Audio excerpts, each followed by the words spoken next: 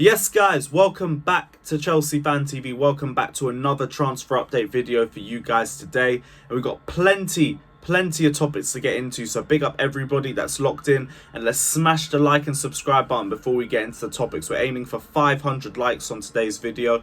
So if you guys haven't done so already, just press that one button. It pushes the video. It means that this video gets pushed to more Chelsea fans like you guys as well. And that benefits the channel and that benefits everybody. So guys, if you haven't done so already, just press that like button. Hit the subscribe button as well, and if you want to be the first to know whenever we release any new content on this channel, press the bell notification button as well. There are plenty of topics to get into in today's video. We're going to be discussing a whole host of centre-backs. There's links regarding Kimpembe, new links regarding Benoit Badiashile from Monaco. I really hope I didn't butcher that name.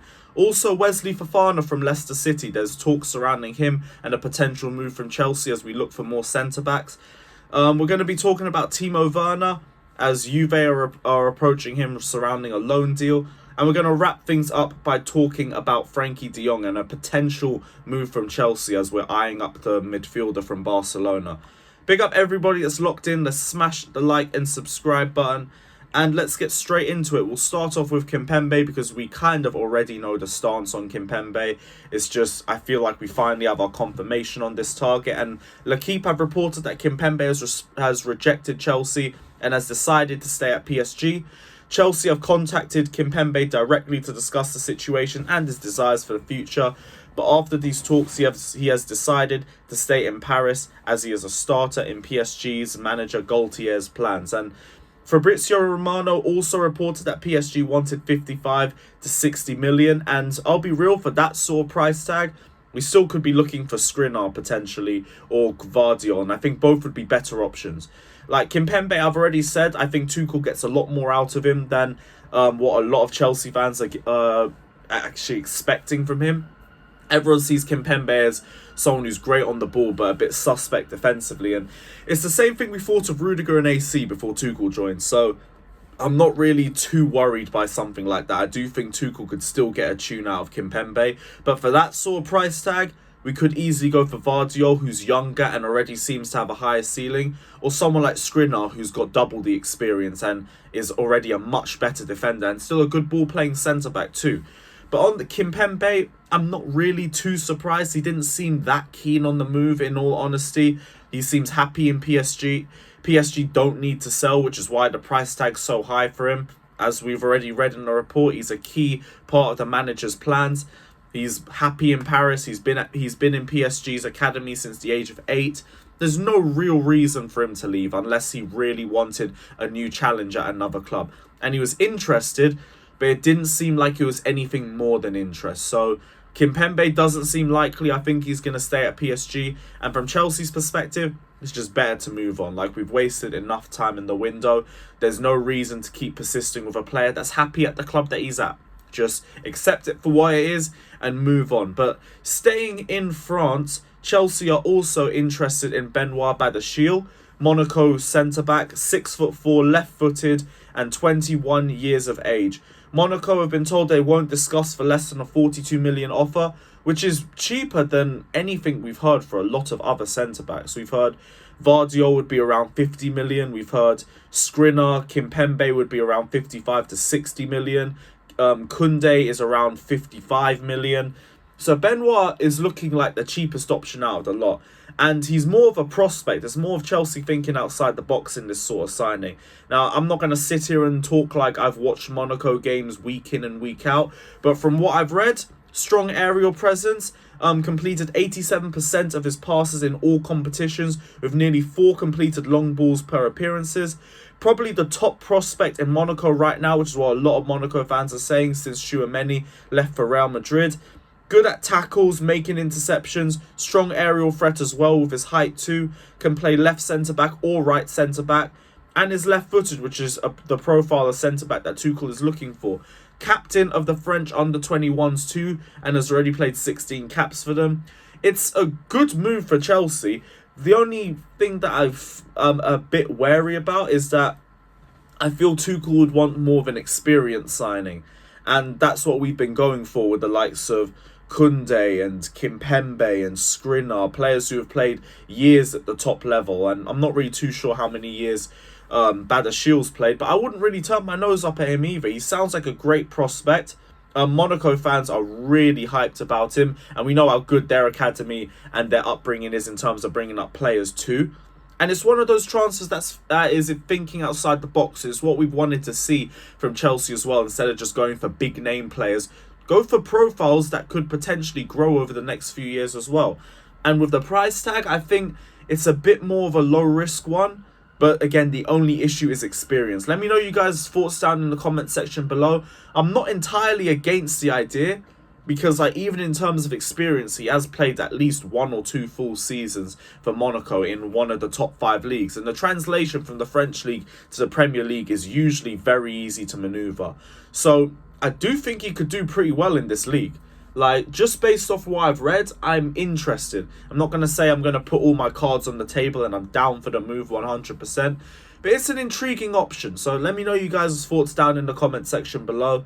And yeah, we'll see if this gains any weight over the coming days. Moving on to Timo Werner. Chelsea have approached Juventus with the view of taking Timo Werner on loan for the season. We already know that there was talks surrounding Timo Werner during the De Ligt transfer saga from a couple weeks ago, and Juve are still looking for forwards, so Timo Werner could be a good potential option for them, but it might be more likely to be a loan deal unless Chelsea are willing to drop their valuation, because Timo Werner's wages are already going to be a big enough talking point. If we raise our valuation to something that's unrealistic, Juve will just walk away from the deal. And the money in Serie A is a lot smaller than the money in the Premier League. So don't expect Juve to be able to fork out the amount of money that Chelsea expect. Dortmund are also interested. Newcastle are also interested as well. RB Leipzig wanted him in a loan deal as well, but I think that would be better if we could involve him in a cash plus money deal and potentially take Vardiol the other way, because then that sorts out our centre-back situation and it gets Timo Werner gone. And I've already said, like, we'd be better if we get rid of a player that doesn't want to be here, doesn't suit us, and overall struggles when he's playing for us in the first place. So I'm all for letting Timo Werner leave. If Juve are going to be the club to take him, even better, but we have to play it by ear because we're not hearing a lot of concrete movements in anything surrounding Timo Werner. Right now, it's just interest from a bunch of different clubs. If it ends up being a loan deal, at the very least, let's try and add an option, preferably an obligation to buy if we can do. But I can understand where we'd be on the back foot in this sort of transfer because the wages are too big, Chelsea's valuation may be too big, and no one's going to pay that sort of price for Timo Werner. So we have to bear it by ear, but the fact that we have a lot of clubs showing interest is positive, is very positive, and just hopefully we can find a way to send them off to one of those. Moving on to Wesley Fofana, and Chelsea are ready to make a move for the Leicester City centre-back. As we already know, Tuchel wants 3 centre-backs in the summer, and we're already falling behind on the Koundé deal, and the transfer window is less than a week away. And Chelsea are looking for other options, and Fofana's one there as well. And of course, I'd be happy to take Fofana. He doesn't look like that leg break has really set him back too much. He fit back into the Leicester City squad seamlessly. But we know how hard it is to negotiate with Leicester City, and they usually ask for a majority of a fee up front. It's been told from Ben Jacobs that Leicester won't even entertain offers below 70 million, and he could well be priced higher than that. And not too surprised, because before the leg break, Wesley Fofana's stock was literally going to the moon. Like, I think he was being put in Van Dijk comparisons. He was being seen as one of the best centre-backs in the league. And even though he arrived back from his leg break way too late into the season, he didn't look like he had skipped a beat too much. He still looked very strong in terms of his tackles, in terms of playing out at the back. And there's still a great prospect in there. Obviously, you need to see how he adapts for a full season, which is why I would get Chelsea being a bit wary about it. But the fact that he didn't really have that much of an issue getting back into the Leicester City squad, and he also thrived as soon as he got there, in spite Leicester City being in terrible form, I think it's a good note for us. I think the only thing that would give us hope in this sort of situation is Leicester's financial situation. They've had a £90 million combined loss over the last 2 seasons.